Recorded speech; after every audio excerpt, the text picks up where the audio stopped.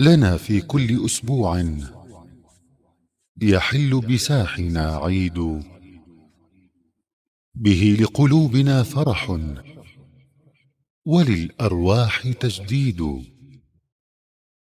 فيوم الجمعة الميمون بين الناس مشهود، وبيت الله يجمعنا به للذكر ترديد. فتسبيح إن الحمد لله نحمده ونستعينه ونستغفره ونعوذ بالله من شرور أنفسنا ومن سيئات أعمالنا. من يهده الله فلا مضل له ومن يضلل فلا هادي له، وأشهد أن لا إله إلا الله وحده لا شريك له، وأشهد أن محمدًا عبده ورسوله. يا أيها الذين آمنوا اتقوا الله حق تقاته ولا تموتن إلا وأنتم مسلمون. يا أيها الناس اتقوا ربكم الذي خلقكم من نفس واحدة وخلق منها زوجها وبث منهما رجالا كثيرا ونساء، واتقوا الله الذي تساءلون به والأرحام، إن الله كان عليكم رقيبا.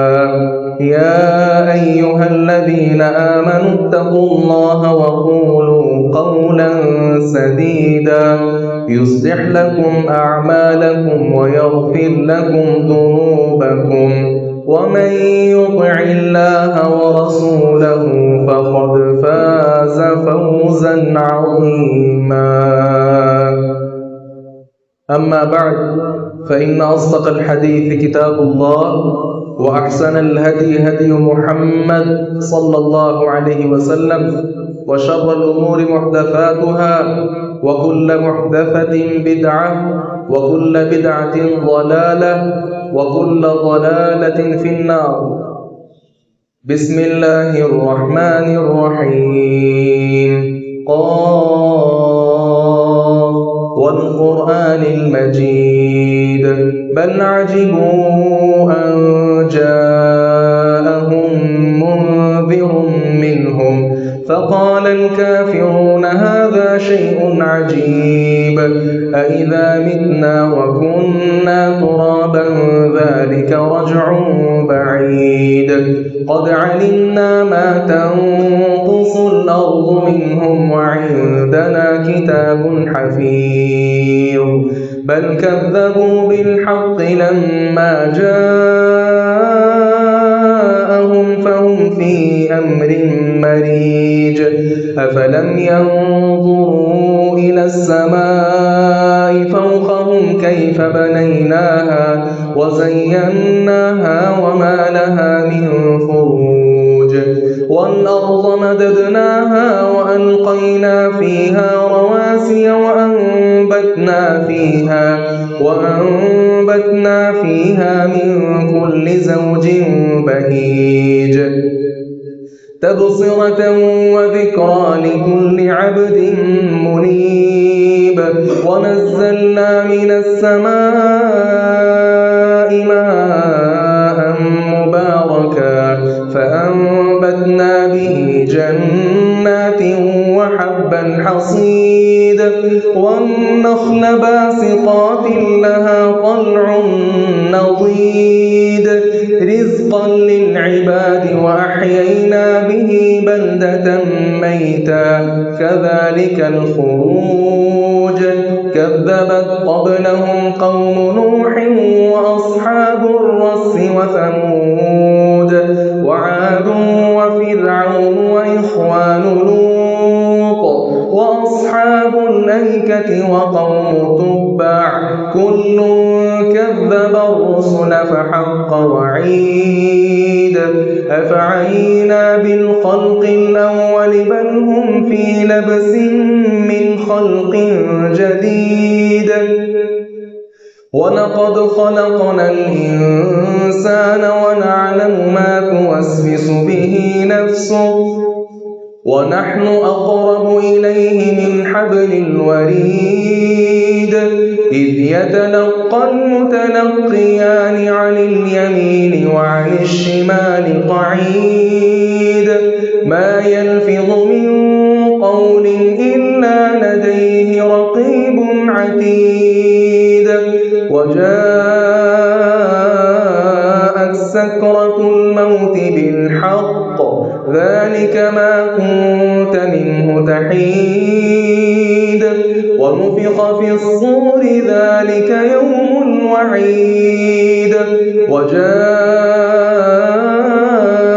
كل نفس معها سائق وشهيد لقد كنت في غفلة من هذا فكشفنا عنك غطاءك فبصرك اليوم حديد وقال قرينه هذا ما لدي عتيد ألقيا في جهنم كل كفار عنيد مناع للخير معتد مريب الذي جعل مع الله إلها آخر فألقياه في العذاب الشديد قال قرينه ربنا ما أطغيته ولكن كان في ضلال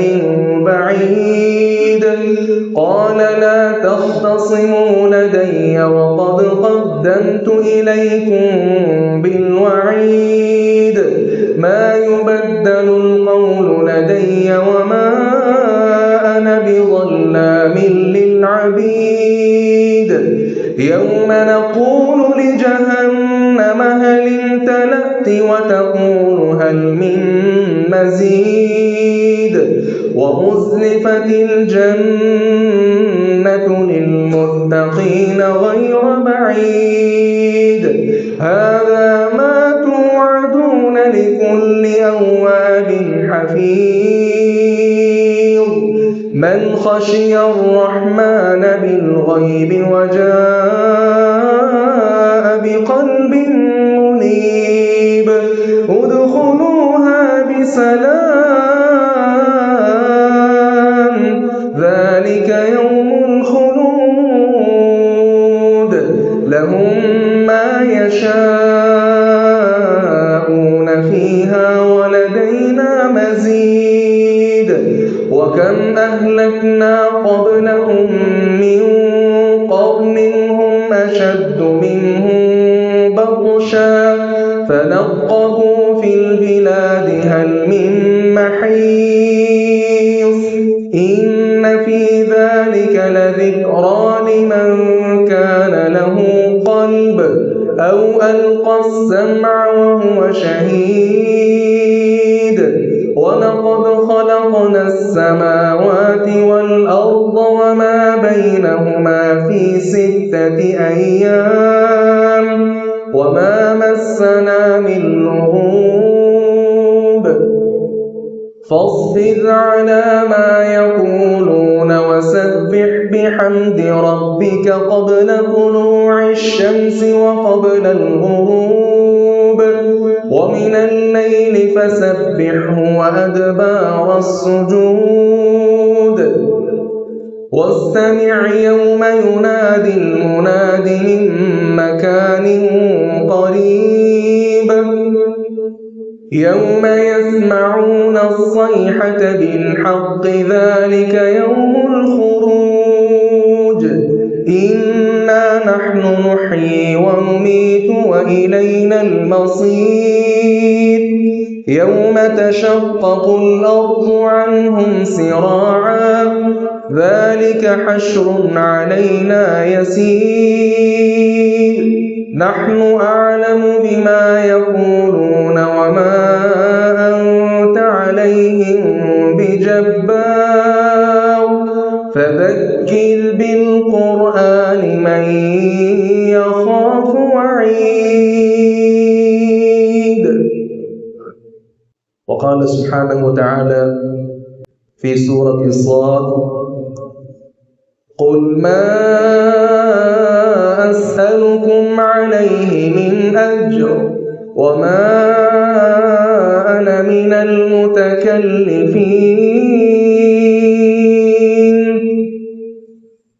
معزز و محتشم سامعین و سامعات، گزشتہ خطبہ جمعہ المبارک میں آپ یہ بات سماعت فرما چکے کہ ہمیں اپنی زندگی میں تکلفات سے بچنا چاہیے۔ آج کا خطبہ جمعہ بھی اسی سے ملتے جلتے عنوان پر ہے، اور وہ ہے کہ ہمیں اپنے زندگی کے تمام معاملات میں سادگی اختیار کرنی چاہیے۔ اللہ تبارک و تعالی نے جن انبیاء کرام علیہم السلام کو ہماری رشد و ہدایت کے لیے مبعوث فرمایا، ایک نبی نہیں بلکہ تمام انبیاء کرام علیہم السلام کی زندگی کے متعلقہ جتنے پہلو کتاب و سنت میں مذکور ہیں، آپ ان سب کا مطالعہ کر لیں، آپ کو یہ بات واضح ہو جائے گی کہ تمام انبیاء کرام علیہم السلام قناعت شعار تھے۔ اللہ رب العزت نے جو دیا تھا اس پر صبر شکر کرنے والے تھے اور سادگی اختیار کرنے والے تھے۔ اور انبیاء کرام علیہم السلام وہ دنیا میں اسی لیے آیا کرتے تھے تاکہ لوگوں کو زندگی گزارنے کے طریقے سمجھا جائیں۔ جب تمام انبیاء کرام علیہم السلام نے اس بات کو اپنے کردار کے ساتھ واضح کر دیا، تو آج میرا معاملہ کیا ہے کہ زندگی کے تمام معاملات میں ہمارے ہاں سادگی کا اہتمام نہیں کیا جاتا۔ وہ کھانے پینے کا معاملہ ہو، وہ شادی بیاہ کی تقریبات ہوں، وہ عام کسی مجلس میں بیٹھنا ہو، وہ عام لباس اختیار کرنا ہو، کوئی گاڑی اختیار کرنی ہو، کوئی سفر کرنا ہو، ہماری ایک ایک چیز جو ہے پروٹوکول میں اور بہت زیادہ روپیہ پیسہ اس پر ہم صرف کرتے ہیں، اور نتیجہ آپ کے سامنے ہے کہ یہ سارے جتن کرنے کے باوجود بھی نہ ہم اپنے آپ کو راضی کر پائے ہیں اور نہ لوگوں کو۔ ضرورت اس امر کی ہے کہ اسلامی تعلیمات دیکھی جائیں، سادگی اختیار کرنا یہ کوئی نیچ لوگ گھٹیا لوگوں کا کام نہیں ہے، بلکہ انبیاء کرام علیہم السلام کی یہ مبارک زندگی ہے۔ وما انا من المتکلفین، میں تکلفات سے دور ہوں، تکلفات سے پاک ہوں۔ اس بات کا تذکرہ اللہ رب العزت نے قرآن میں کیا اور پیغمبر علیہ السلام سے کہا ان کو بتاؤ کہ میں تکلفات سے آزاد ہوں، میری زندگی سادہ ہے۔ اس کا تذکرہ اللہ رب العزت نے سورہ صاد میں قرآن پاک میں کیا۔ گویا سادگی اختیار کرنا یہ کوئی اچنبا، کوئی عیب نہیں ہے، بلکہ یہ بہترین بات ہے۔ نہ صرف یہ کہ بہترین، بلکہ آپ اس کو ایمان کی علامت اور نشانی کہہ سکتے ہیں۔ ابو امامہ رضی اللہ عنہ بیان فرماتے ہیں، رسول اللہ صلی اللہ علیہ وسلم کے کچھ صحابہ ایک مرتبہ دنیا کا تذکرہ کر رہے تھے۔ نبی رحمت صلی اللہ علیہ وسلم فرمانے لگے، الا تسمعون الا تسمعون، کیا تم سنتے نہیں ہو، کیا تم سنتے نہیں ہو؟ ان البذاذۃ من الایمان، ان البذاذۃ من الایمان، سادگی اختیار کرنا اس میں کوئی شک نہیں، اس کا تعلق ایمان سے ہے۔ کوئی شک نہیں اس بات میں کہ سادگی اختیار کرنے کا تعلق ایمان کے ساتھ ہے۔ اور یہ ایمان کتنا ضروری ہے؟ رسول مکرم صلی اللہ علیہ وسلم ارشاد فرماتے ہیں، جس کے دل کے اندر ایمان نہیں، ایسا انسان جنت کا حقدار بھی نہیں ہے۔ جس قدر ایمان زیادہ ہوگا، اللہ تبارک و تعالیٰ کی اطاعت اور بندگی انسان اس چیز کو اختیار کرے گا، اس قدر وہ اللہ رب العزت کے قریب ہوگا اور جنت میں زیادہ اونچے درجات اللہ رب العزت اس کو نصیب فرمائے گا۔ اور اسی طرح دنیا میں کیسے رہنا چاہیے؟ پیغمبر علیہ السلام ارشاد فرماتے ہیں، عبداللہ ابن عمر رضی اللہ عنہما بیان فرماتے ہیں رسول اللہ صلی اللہ علیہ وسلم نے میرا کندھا پکڑا، جس طرح آج ہم اپنے چھوٹے بھائی کا، بیٹے کا کندھا پکڑ کر اس کو نصیحتیں کرتے ہیں۔ ہم نصیحتیں کیا کرتے ہیں یہ میں اور آپ جانتے ہیں، لیکن پیغمبر علیہ السلام نے نصیحت کیا فرمائی؟ فرمایا کن فی الدنیا کأنک غریب او عابر سبیل، دنیا میں ایسے رہو جیسے کوئی اجنبی آدمی ہوتا ہے، یا او عابر سبیل، یا اس انداز کے ساتھ زندگی بسر کرو جیسے ایک مسافر کی زندگی ہوتی ہے۔ آپ نے کسی جگہ پہ سفر کرنا ہو، آپ کے ہاتھ میں کیا ہوتا ہے؟ ہینڈ کیری میں کتنا سامان ہوتا ہے؟ کوئی ایک دو جوڑا ہوگا پہننے کے لیے، کوئی ایک جوتا ہوگا جو آپ نے پہنا ہوگا، کچھ روپیہ پیسہ ہوگا زیادہ راہ کے طور پر، کوئی کھانے پینے کا سامان ہو سکتا ہے، اور کیا ہوتا ہے؟ آپ صلی اللہ علیہ وسلم کی تعلیمات کیا ہیں؟ جیسے ایک درخت کے نیچے آپ سایہ لینے کے لیے بیٹھیں، کیا سامان ہوتا ہے انسان کے پاس؟ کچھ بھی نہیں۔ اسے پتا ہے میں نے اس درخت کے نیچے تھوڑا سا سایہ حاصل کروں گا کیونکہ دھوپ بہت زیادہ ہے، تھوڑا سا سایہ حاصل کروں گا پھر یہاں سے نکل جاؤں گا۔ اگر یہ بات ذہن میں ہوگی تو وہ درخت کے نیچے دنیا کا سامان عیش، زرق برق، یہ چیزیں وہاں جمع نہیں کرے گا، بلکہ سادگی کے ساتھ وہاں بیٹھے گا، لیٹے گا، تھوڑا سا آرام کر کے آگے اپنی منزل کی طرف روانہ ہو جائے گا۔ یہ دنیا، اس کو اسی انداز سے مجھے اور آپ کو سمجھنا ہے، یہ دنیا ہمیشہ کی زندگی نہیں، اور انسان اس زمین کے لیے نہیں پیدا ہوا، بلکہ انسان کو اللہ رب العزت نے پیدا کر کے جنت میں ہی رکھا تھا۔ یہ تو اللہ رب العزت نے امتحان کے لیے ہمیں یہاں دنیا میں بھیجا ہے۔ یوں سمجھیں جیسے ایک اسٹوڈنٹ وہ کمرہ امتحان میں بیٹھا ہو، یہ ہمارے لیے کمرہ امتحان ہے۔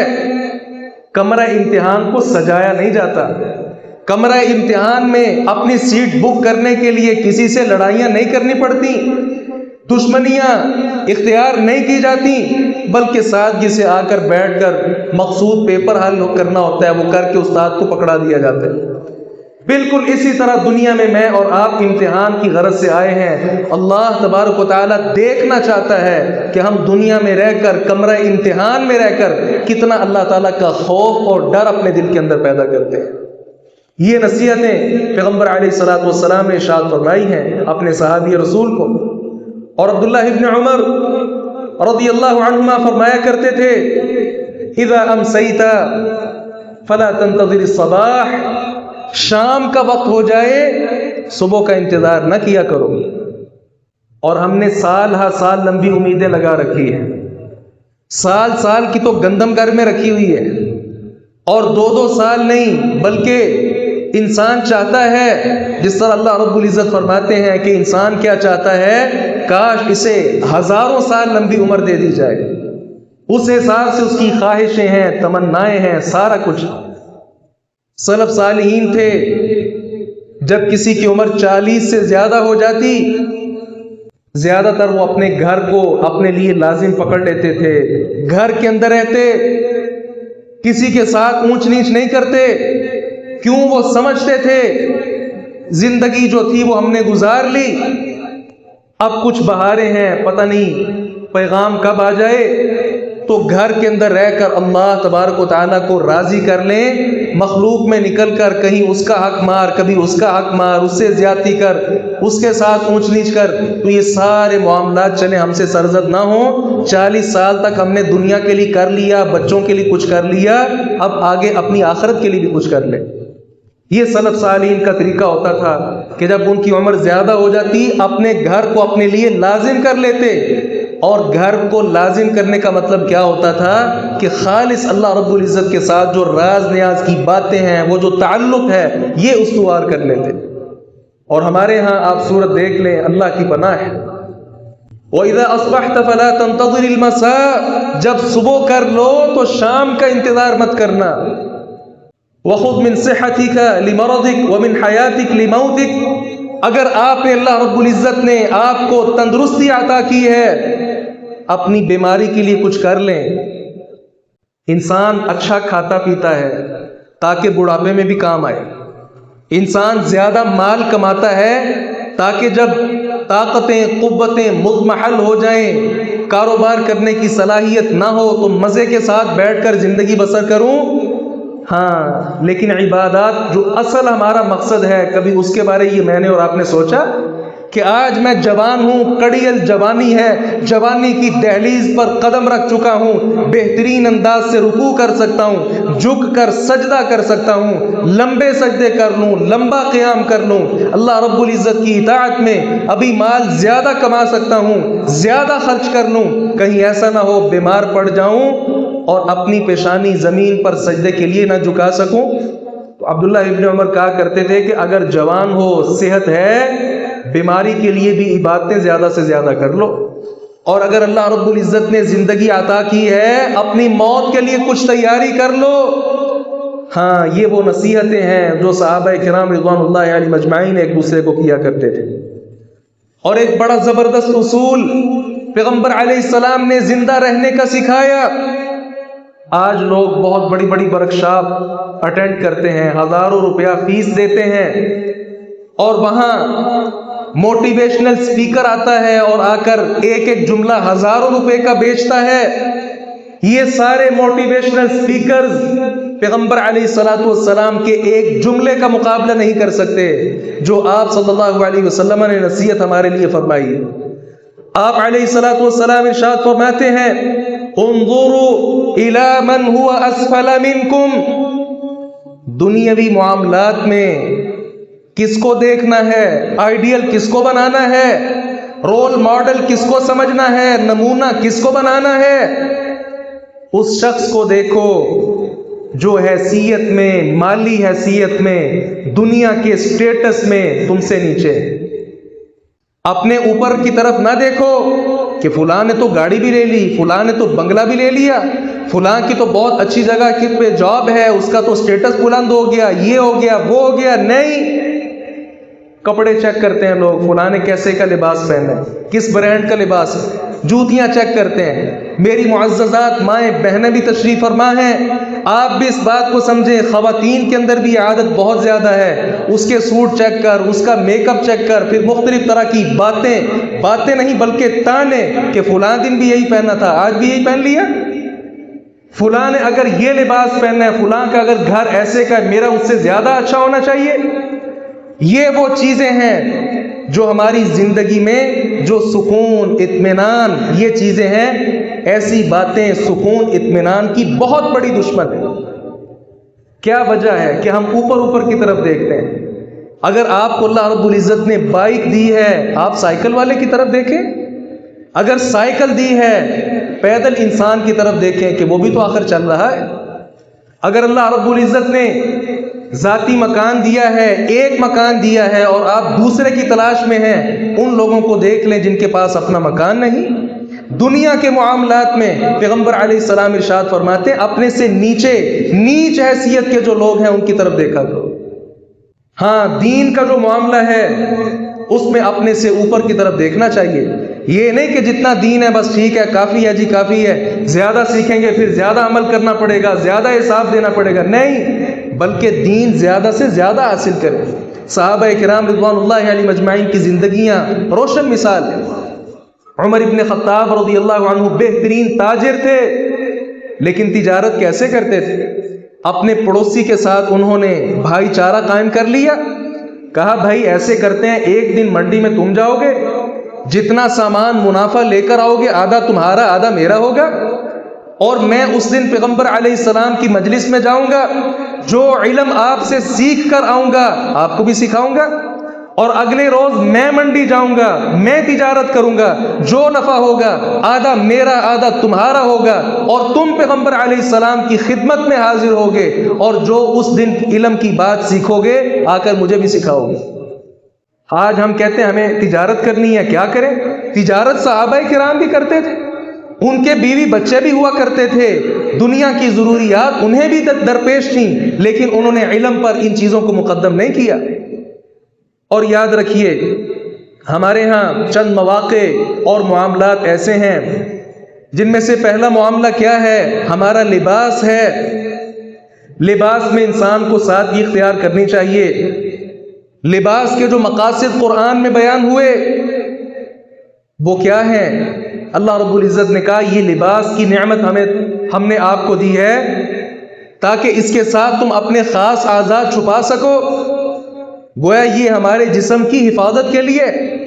ہاں، خوبصورتی یہ بھی ایک سبب ضرور ہے اس لباس کا، تو انسان ایسا لباس زیب تن کرے جو اس کی حیثیت کے مطابق، اپنی حیثیت سے بڑھ کر اپنے قدم پھیلانے نہیں چاہیے کہ فلاں لباس لوں گا، فلاں خریدوں گا، نہیں، بلکہ زیادہ سے زیادہ جس قدر ہو سکے سادگی اختیار کرنی چاہیے۔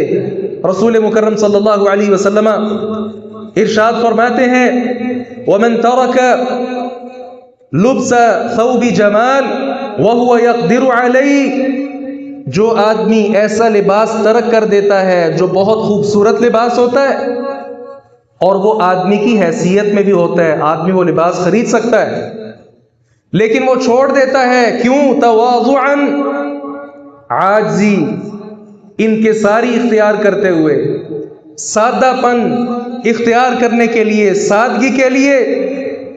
رسول مکرم صلی اللہ علیہ وسلم ارشاد فرماتے ہیں کساہ اللہ حلۃ الکرامہ، اللہ تعالیٰ کل قیامت کے دن بہترین عزت کا جو حلہ ہے، لباس ہے، وہ ایسے آدمی کو نصیب کرے گا۔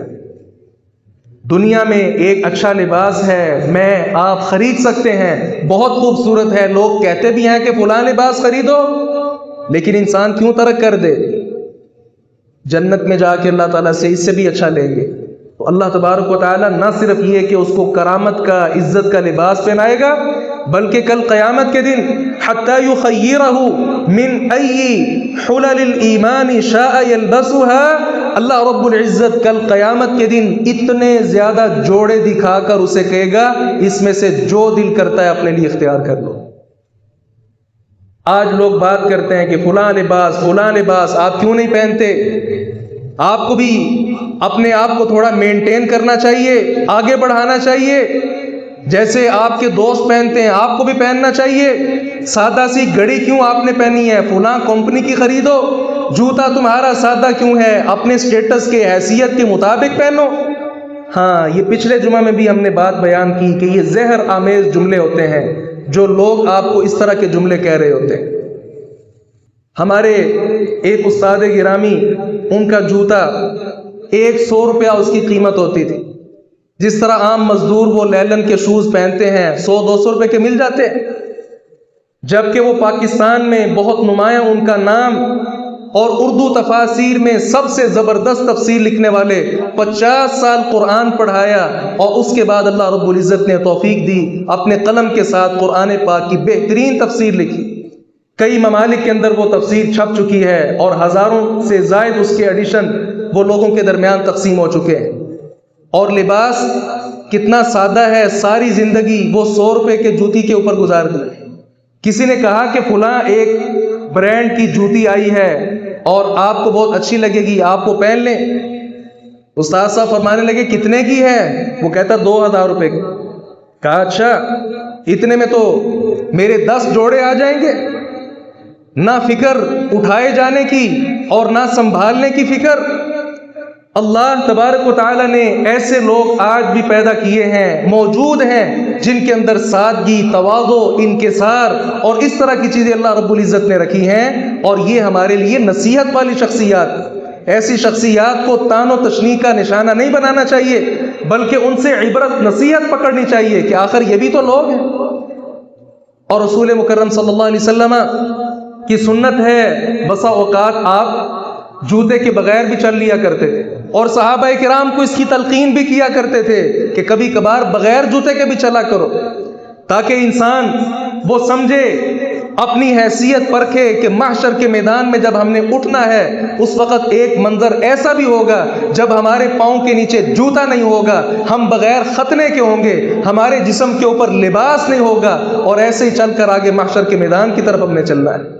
آخرت کی یاد تازہ ہو، پیغمبر علیہ الصلوۃ والسلام کی تعلیمات واضح ہیں۔ صحابہ کرام رضوان اللہ علیہم اجمعین، ان کا لباس کیسا ہوا کرتا تھا؟ آج لباس پھٹ جائے، ایک سوراخ ہو جائے تو ہم فوراً اس کو چھوڑ دیتے ہیں، نئے سے نئے لباس کے لیے ہم تیار ہو جاتے ہیں. جبکہ صحابہ کرام عمر ابن خطاب کا قصہ پڑھ لیں، خود پیغمبر علیہ السلام کا قصہ دیکھ لیں، دیگر صحابہ کرام کے قصے، تاریخ کی کتابوں میں بے شمار قصے موجود ہیں. 14 15 16 20 پیوند لگے ہوتے، جوڑ لگے ہوتے تھے ان کے لباس پر، لیکن لباس وہ پہنا ہوتا تھا. بیت المقدس فتح کرنے کے لیے گئے ہیں عمر ابن خطاب رضی اللہ عنہ، 14 پیوند ان کے جسم کے اوپر جو لباس ہے اس پہ لگے ہوئے، 14 جگہوں سے کپڑا پھٹا ہوا اور اس کو دوبارہ سے سلائیاں لگا کر انہیں جوڑا ہوا ہے اور اس کو اپنے لباس کے اوپر پہنا ہوا ہے. یہ کون ہے جس جیسی بادشاہت آج بھی کسی بادشاہ کے پاس نہیں ہے. بے شمار اسلامی ممالک پر انہوں نے حکومت کی ہے، اور آج بھی اگر آپ مثالیں دیتے ہیں مغرب کی تہذیب کی، کسی اور کی تہذیب کی، آپ ریویو کر لیں، جا کر دیکھ لیں، وہ سارے کس کو پڑھتے ہیں؟ عمر ابن خطاب کی سیرت کو پڑھتے ہیں. یہ فوج کا نظام، پولیس کا نظام، یہ بارڈر پر جو ساری نفری موجود ہوتی ہے، یہ سارے کے سارے نظام کس نے امت کو سکھائے ہیں؟ عمر ابن خطاب رضی اللہ عنہ. اور اپنی حالت کیا ہے؟ لباس آپ دیکھ لیں، اتنا زیادہ سادہ ہے وہ لباس اس نے پہنا ہے. آگے والا دیکھ کر حیران کہ یہ کیا مسلمانوں کا لیڈر ہے، سردار ہے، قائد ہے ان کا. صحابہ کرام رضوان اللہ علیہم اجمعین، نبی علیہ السلام کا برتن ٹوٹ گیا اور آپ صلی اللہ علیہ وسلم نے اس کو پھینکا نہیں، بلکہ چاندی کی ایک تار کے ساتھ اس برتن کو جوڑ لیا، دوبارہ سے اپنے استعمال میں لے آئے. ایک ہم ہیں، اگر پورا سیٹ ہے 2-3 چیزیں خراب ہو جاتی ہیں، سارا سیٹ پھینک دیتے ہیں. یہ سادگی کے خلاف ہے. یہ بات بتاتی ہے کہ ہم نے اس دنیا کو اپنا اصل گھر بنا لیا ہے، جبکہ اسلامی تعلیمات یہ نہیں ہے. اگر کسی آدمی کے پاس تھوڑا سا مال آ جائے، وہ اپنی بیٹھنے کے لیے جو نشست ہے بہت بہترین نشستیں اختیار کرتا ہے، بڑے بڑے مہنگے صوفے اور نہ جانے کیا کچھ، نیچے بیٹھنا گوارا نہیں کرتا. اور یہ ہمارے نبی ہیں، سید دو عالم جناب محمد رسول اللہ صلی اللہ علیہ وسلم. آپ سے بڑھ کر مقام تو کسی کا نہیں ہو سکتا، حتیٰ کہ سارے نبی مل کر بھی ہمارے نبی کا مقام کا مقابلہ نہیں کر سکتے. اتنی زیادہ شان شوکت اللہ رب العزت نے دی، اتنا زیادہ مقام و مرتبہ دیا، حتیٰ کہ تمام مخلوقات میں سب سے زیادہ بہتر اگر کسی کو بنایا وہ میرے اور آپ کے نبی کو بنایا. اور پیغمبر علیہ السلام یہ ایسا نہیں تھا کہ ان کے پاس مال نہیں تھا، ہاں ایک وقت تک ایسا تھا، لیکن بعد میں اللہ رب العزت نے بہت زیادہ مال بھی پیغمبر علیہ السلام کو نصیب کر دیا تھا.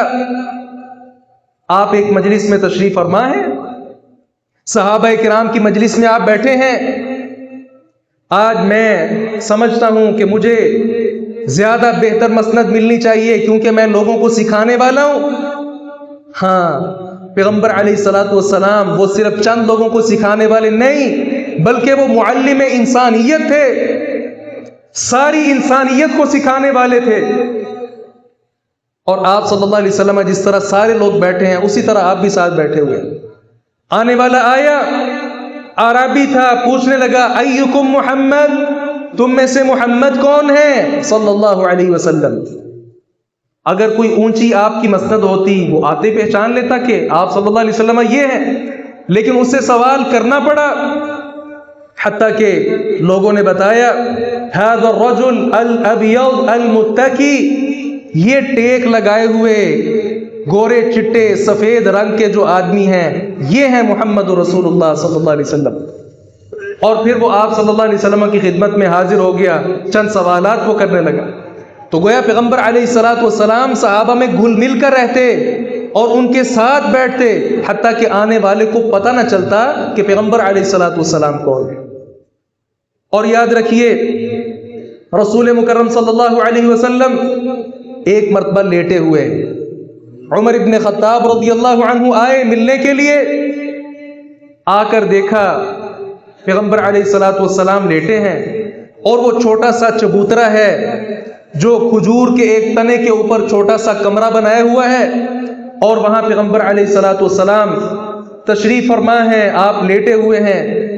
عمر ابن خطاب آئے، کمرے کا جائزہ لیا، فرماتے ہیں ایک چھوٹا سا چٹائی کا ٹکڑا تھا، اس پر پیغمبر علیہ السلام لیٹے ہوئے تھے اور آپ نے ازار باندھا ہوا تھا لیکن اوپر آپ کے کپڑا نہیں تھا۔ کمرے کا مزید جائزہ لیا، کیا دیکھا؟ ایک طرف پانی کا مشکیزہ ہے، اس کے اندر کچھ پانی۔ یہ وہ وقت تھا کہ جب آپ صلی اللہ علیہ وسلم نے اپنی تمام ازواج مطہرات سے ایلا کیا تھا اور کہا تھا مہینہ بھر میں تمہارے پاس نہیں آؤں گا، اور ایک مہینہ آپ نے اس چبوترے میں رہنے کے لیے انتظام کیا کیا؟ ایک چھوٹی سی چٹائی کا ٹکڑا اور ایک پانی کا مشکیزہ، اوپر پہننے کے لیے کپڑا نہیں ہے، نیچے ایک ازار باندھا ہوا ہے۔ اور یہ کون ہے؟ یہ تمام انسانیت کا معلم ہے، تمام مخلوقات میں زیادہ مقام و مرتبہ رکھنے والا ہے، تمام بادشاہ جتنے بھی ہیں سب کے تاج پیغمبر علیہ السلام کی جوتی پر ہم قربان کرنے کے لیے تیار ہیں۔ اتنا مقام و مرتبہ اللہ رب العزت نے دیا، لیکن دنیاوی معاملات میں آپ دیکھیں کیسے گزارا کر رہے تھے۔ عمر ابن خطاب نے دیکھا، آنکھوں سے آنسو نکل آئے، فوراً سوال کیا، کہا یا نبی اللہ، آپ کے جسم مبارک پر اس چٹائی کے نشانات بھی پڑ گئے، کیا ہم حق پر نہیں ہیں؟ کہا ہم حق پر ہیں۔ کہا اگر حق پر ہیں تو اللہ تعالیٰ ان کو دیتا ہے، ہمیں کیوں نہیں دیتا؟ اللہ رب العزت سے سوال کیجئے۔ پیغمبر علیہ السلام لیٹے ہوئے عمر کی بات سن رہے ہیں۔ جب سنا کہ عمر مال کی بات کرتا ہے، پیغمبر علیہ السلام کو شدید غصہ آ گیا، آپ اٹھ کر بیٹھ گئے اور فرمانے لگے اب فی شک انت یا ابن الخطاب، خطاب کے بیٹے تو ابھی تک شک کے اندر مبتلا ہے، دنیا ان کے لیے ہے، دنیا ہمارے لیے نہیں ہے۔ اگر دنیا بہت اہمیت کی حامل ہوتی تو پیغمبر علیہ السلام کم از کم وہاں کھانے کا انتظام، کوئی بہترین بستر کا انتظام تو کر لیتے۔ دنیا کو اہمیت نہیں دی ہے پیغمبر علیہ السلام نے اور تمام صحابہ کرام رضوان اللہ علیہم اجمعین نے۔ رسول مکرم صلی اللہ علیہ وسلم سفر میں ہیں۔ آج میں اور آپ سفر کے لیے بہت بڑی بڑی لگژری گاڑیاں جب تک نہ ہوں سفر نہیں کرتے، بلکہ بہت زیادہ پروٹوکول چاہتے ہیں۔ پیغمبر علیہ السلام کا سفر دیکھیں، آپ کے ساتھ علی المرتضی رضی اللہ عنہ ہیں اور دوسرے ابو لبابہ رضی اللہ عنہ، یہ تین لوگ ہیں اور پاس سواری ایک، سفر کر رہے۔ ابو لبابہ اور علی رضی اللہ عنہما اوپر سوار ہوتے اور پیغمبر علیہ السلام نیچے چل رہے ہوتے۔ ہاں، آپ صلی اللہ علیہ وسلم کے ساتھ جو محبت صحابہ نے کی ہے وہ ہم نہیں کر سکتے۔ علی ابو لبابہ رضی اللہ عنہما کہنے لگے آپ اوپر سوار ہوں، ہم نیچے چلتے ہیں۔ آپ صلی اللہ علیہ وسلم فرمانے لگے تم مجھ سے زیادہ طاقتور نہیں، جس طرح میں انسان ہوں مجھے تھکاوٹ ہوتی ہے، یہی معاملات آپ لوگوں کے ساتھ بھی۔ لہذا پیغمبر علیہ السلام نے اس پیشکش کو ٹھکرا دیا، اور جس طرح وہ سوار ہیں پیغمبر علیہ السلام نیچے ہیں، کبھی آپ اوپر سوار ہیں اور آپ کے وہ دو صحابہ نیچے چل رہے۔ یہ سفر ہے جو پیغمبر علیہ السلام نے کیا ہے۔ عمر ابن خطاب رضی اللہ عنہ کا جو سفر شام کی طرف تھا، جب وہ بیت المقدس فتح کرنے کے لیے گئے تھے، وہ سفر بھی آپ کو یاد ہے۔ ان کا جو غلام ہے، کبھی وہ سوار ہوتا اور عمر نیچے چل رہے ہوتے، کبھی عمر اوپر ہوتے اور وہ غلام نیچے چل رہا ہوتا تھا۔ جب وقت آ گیا جہاں پہنچنا تھا، وہ شہر آ گیا، غلام کہنے لگا اب اچھا نہیں لگتا، باری تو میری ہے اوپر سوار ہونے کی، لیکن چونکہ ہم نے وہاں داخل ہونا ہے، آپ سوار ہوں، میں آپ کو لے کر جاتا ہوں۔ فرمایا نہیں۔ اپنے غلام کو اوپر سوار کیا اور خود اونٹ کی وہ مہار پکڑ کر چل رہے، حتیٰ کہ آگے جہاں گئے وہ حیران ہو گئے۔ عیسائی لوگ تھے جن کے ہاں پروٹوکول کی زندگی ہے، حیران ہو گئے، یہ وہ بادشاہ ہے جو مدینہ کے اندر موجود ہے، لیکن اس نے ہماری ناک کے اندر دم کر کے رکھا ہوا ہے۔ اور سادگی کا عالم یہ ہے کہ اپنے غلام کو اوپر سوار کیا، خود نیچے چل رہے۔ یہ سادگی ہے صحابہ کرام رضوان اللہ علیہم اجمعین نے جس چیز کو اختیار کیا ہے۔ اور نکاح شادی بیاہ کے معاملات میں سادگی، گزشتہ خطبہ میں بھی ہم نے چند واقعات آپ کے گوش گزار کیے۔ پیغمبر علیہ السلام فرماتے ہیں خیر النکاح ایسر، بہترین نکاح کون سا ہوتا ہے؟ جس کے اندر آسانی کو اختیار کیا جائے۔ اور صحابہ کرام کے جو نکاح شادی بیاہ کی تقریبات تھیں یہ نہایت سادہ ہوا کرتی تھی. رہن سہن پیغمبر علیہ السلام کے گھرانے دیکھ لیں, چھوٹا سا حجرہ بنتا ہے. آپ نے جو اپنی ازواج مطہرات کو چھوٹے چھوٹے گھر بنا کر دیے تھے وہ چھوٹے چھوٹے گھر تھے. ایک چھوٹا سا کمرہ تھا اور اس کے سامنے بالکل معمولی سا صحن تھا. حتیٰ کہ جب دھوپ آتی وہ صحن اتنا وسیع نہیں تھا کہ دھوپ براہ راست صحن کے اندر آئے, بلکہ دیواروں سے ہو کر ہی سورج آگے گزر جاتا تھا. چھوٹا سا وہ مکان تھا جس میں ایک کمرہ, اس کے سامنے چھوٹا سا صحن اور پھر آگے دروازہ ہوتا تھا. اور یہ مختصر سے چھوٹے چھوٹے جو حجرات ہیں ہماری ماؤں کے تابعین بیان کرتے ہیں کہ ہم نے دیکھے ہیں, اور انتہا درجے کی سادگی ان کے اندر سے نظر آتی تھی. کھانے پینے میں سادگی. آج لوگ کھانا بناتے ہیں اور بے شمار عیب نکالتے ہیں. وہ سمجھتے ہیں کہ ہم ساری محنت کھانے کے لیے کرتے ہیں. جب سارا کچھ ہم نے کھانے کے لیے کیا تو کھانا ہی اچھا بیگم نہ پکائے, کیا فائدہ ایسی بیگم کا, کیا فائدہ ایسے کھانے کا. کیوں؟ ہم نے سمجھ لیا کہ شاید ہم کھانے پینے کے لیے دنیا میں آئے. عزیز بھائی, یہ تو جانوروں کا مقصد بھی نہیں ہے. جانور بھی صرف کھاتے پیتے نہیں ہیں, بلکہ صبح کے وقت شام کے وقت تسبیحات وہ بھی کرتے ہیں. اور ہم نے اپنا سارا مطمع نظر کھانے کی طرف رکھا ہوا ہے. یاد رکھیں, نبی مکرم صلی اللہ علیہ وسلم کے بارے کسی سے پوچھا گیا کہ چھلنی روٹی کیا کبھی آپ نے کھائی؟ صحابہ کرام کہتے ہیں چھلنی روٹی تو آپ صلی اللہ علیہ وسلم نے کبھی دیکھی بھی نہیں. جسے آپ چپاتی کہتے ہیں, جو بالکل پکی ہوئی ہو اور بالکل لائٹ ویٹ ہو, یہ بڑے اہتمام کے ساتھ پکائی گئی روٹی پیغمبر علیہ السلام نے کبھی دیکھی بھی نہیں. اور یہ ہمارے ہاں جو آٹا ہے آپ دیکھتے ہیں اس کو پہلے چھانا جاتا ہے اور پھر بہترین آٹا اس کو گوندا جاتا ہے, اس کا کھانا تیار کیا جاتا ہے. اس وقت گندم بہت زیادہ مہنگی تھی. آج مختلف ہے, جو مہنگی ہے اور گندم سستی ہے, جبکہ اس وقت جو زیادہ سستی تھی اور گندم بہت مہنگی تھی. حتیٰ کہ بہت امیر ترین لوگ گندم کھایا کرتے تھے. اور یہ جو ہے آپ اس کو دیکھتے ہیں, اس کا وہ دانہ کیسے کا ہوتا ہے, جب تک اسے خاص انداز سے پیسا نہ جائے, اس کی جو راکھ ہے اڑائی نہ جائے, تب تک صحیح سے روٹی نہیں بنتی. اور بغیر چھانے جو کا آٹا ہے اس کی روٹی پکتی تھی پیغمبر علیہ السلام کے گھر میں, اور آپ وہ تناول فرمایا کرتے تھے. یعنی وہ آٹا جس کو کبھی چھانا بھی نہیں گیا, یہ آٹا پیغمبر علیہ السلام استعمال کرتے رہے. ساری زندگی کبھی آپ نے چھانے گئے آٹے کی روٹی نہیں کھائی. اور آج ہمارا حال ہے کہ اللہ کی پناہ ہے. صحابہ کرام رضوان اللہ علیہ مجمعین, ان کا معاملہ بھی کھانے پینے میں سادگی کا یہی تھا. پیغمبر علیہ الصلوۃ والسلام کے سامنے کبھی میز نہیں رکھا گیا جس کے اوپر کھانا کھایا جاتا ہو. نیچے بیٹھ کر آپ سادگی کے ساتھ کھانا تناول فرماتے تھے. اور اسی طرح لوگوں کے ساتھ جو میل جول ہے, ہاں بڑے بڑے لوگ ہیں, اللہ تعالیٰ نے مال دیا ہے, علم دیا ہے, اور بے شمار چیزوں میں اللہ تعالیٰ نے ان کو برتری دی ہے. لوگوں کے ساتھ میل ملاقات ہی چھوڑ دیتے ہیں. نیچ لوگوں کے ساتھ بیٹھنا گوارا نہیں کرتے. کسی کم روپیہ پیسے والے کی طرف دیکھنا, سلام کرنا گوارا نہیں کرتے. ہاں کہتے ہیں ہمارے اسٹیٹس کے خلاف ہماری توہین ہو جائے گی. اور یہ واقعات تو اخباروں میں سوشل میڈیا پر آتے رہے. کئی سال پہلے کے واقعات ہیں, آپ نے دیکھے سنے. بچے کو جب تھوڑے سے پر لگ جاتے ہیں, کسی اچھے اسکول میں داخل ہو جاتا ہے, وہ باپ اس کا جو ملازم ہے بہت روپیہ پیسہ کما کر اس نے اپنے بچے کی اچھی تعلیم تربیت کے لیے بہترین ادارے کا اہتمام کیا ہے, وہ اپنے اسکول کے بچوں کے سامنے اپنے باپ کو باپ ماننے کے لیے تیار نہیں. یہ حالت ہے.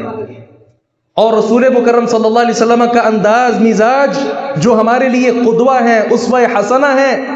آپ صلی اللہ علیہ وسلم صحابہ کہتے ہیں ہمارے ساتھ مل جل کر رہتے تھے.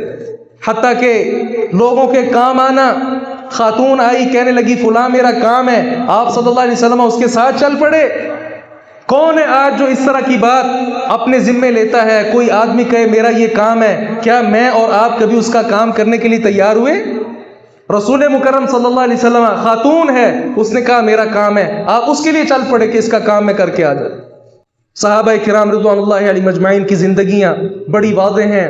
مسجد نبوی کی جب تعمیر ہوئی تھی, آپ صلی اللہ علیہ وسلم نے حکم نہیں دیے تھے صحابہ کو کہ یہ کرو وہ کرو، نہیں، بلکہ خود آپ پتھر اٹھا اٹھا کر لاتے تھے اور صحابہ کرام کے ساتھ شریک ہو کر آپ نے باقاعدہ جس طرح ایک مزدور ہوتا ہے وہ مزدوری کر کے اپنی مسجد کو کھڑا کیا تھا۔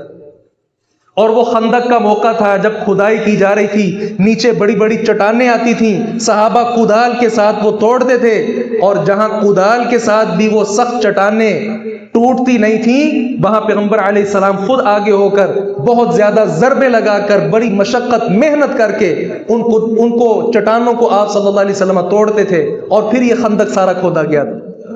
لوگوں کے ساتھ مل کر ان کے معاملات میں شریک ہو کر آپ صلی اللہ علیہ وسلم کی جو طرز زندگی ہے یہ ہمارے لیے بہت بڑا سبق ہے۔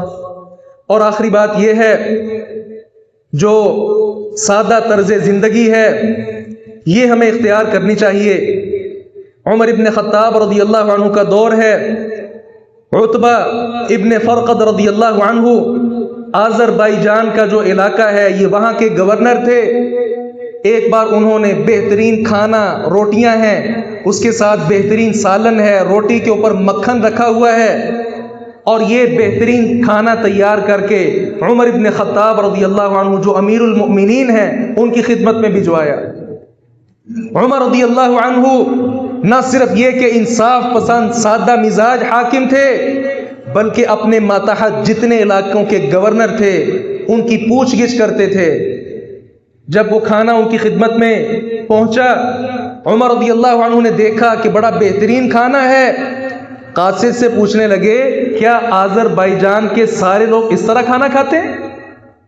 کہا نہیں، اس طرح کا کھانا صرف آپ کے لیے اسپیشلی تیار کر کے بھیجا گیا ہے۔ فوراً ڈانٹ ڈپٹ کی، عتبہ ابن فرقد کو پیغام بھجوایا کہ یہ کھانا اور پینا تم اپنے باپ کی کمائی سے نہیں بھیج رہے، یہ لازمی بات ہے، لوگوں کا دیا ہوا روپیہ پیسہ ہے، اس لیے تم پر لازم ہے خود بھی وہ کھانا کھاؤ، میرے لیے بھی اس چیز کا اہتمام کرو جو عام سارے لوگ کھانا کھاتے ہیں۔ یہ عمر ابن خطاب رضی اللہ عنہ کی زندگی کے نمایاں پہلو تھے جس بنا پر عمر رضی اللہ عنہ کا دور بہترین دور رہا تھا، اور اس کے بہترین ہونے کی خواب پیغمبر علیہ الصلوۃ والسلام نے اپنے دور میں ہی دیکھ لی۔ اس لیے عزیز بھائی اور بہن، اپنی زندگی کو، اپنے طرز عمل کو، کھانے پینے کے معاملات، رہن سہن کے، لباس کے، شادی بیاہ کے، دیگر تقریبات کے، یہ سارے ہمیں سادہ رکھنے چاہیے، اور یہ سمجھنا چاہیے کہ ہم دنیا میں ایک مسافر کی حیثیت سے زندگی بسر کر رہے ہیں۔ اصل ہمارا ٹھکانہ یہ نہیں ہے، اصل ٹھکانہ ہمارا انشاءاللہ اللہ رب العزت نے چاہا، اور یہ دعا بھی ہے، اصل ٹھکانہ ہمارا انشاءاللہ جنت ہے۔ اللہ تعالیٰ سے دعا ہے باری تعالیٰ حق بات کو سمجھنے اور اس پر عمل پیرا ہونے کی توفیق عطا فرمائے۔ وآخر دعوانا الحمدللہ رب العالمین۔